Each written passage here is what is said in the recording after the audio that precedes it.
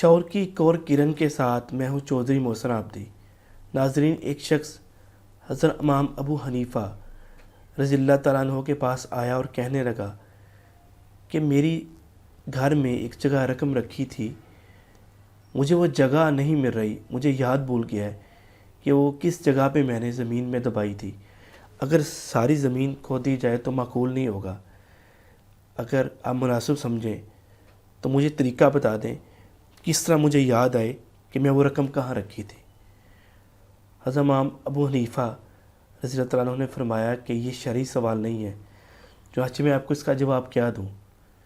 لیکن اس شخص کے بار بار اصرار کرنے پہ آپ نے فرمایا کہ جاؤ رات کو نیت کر کے نفل ادا کرو کہ جب تک وہ جگہ میرے ذہن میں نہیں آئے گی میں نفل ادا کرتا رہوں گا۔ چنانچہ اس نے ایسا ہی کیا، گھر گیا، نفل ادا کرنے شروع کیے۔ ابھی پہلی رکعت میں ہی تھا کہ اسے وہ جگہ یاد آ گئی۔ اس نے 2 رکعتیں مکمل کیں، اس جگہ کو کھودا، اپنی مطلوبہ رقم نکالی اور صبح آ کے یہ واقعہ حضرت امام ابو حنیفہ رضی اللہ تعالیٰ عنہ کو بتایا کہ مجھے پہلی رکعت میں ہی یاد آ گیا تھا۔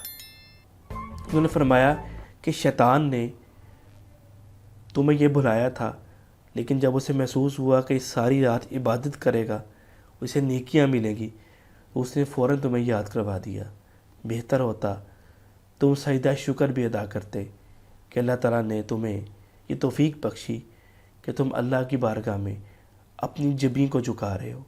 ناظرین، آج کی شعور کی کرن میں ہم آپ کے ساتھ یہی شیئر کرنا چاہتے ہیں کہ جہاں پہ زندگی کے معاملات میں ہم بہت ساری چیزوں کے لیے وقت نکالتے ہیں، اگر ہم اللہ کی یاد کے لیے بھی وقت نکالیں تو یقیناً ان مسائل میں کمی بھی آئے گی اور معاملات میں آسانی بھی پیدا ہوگی۔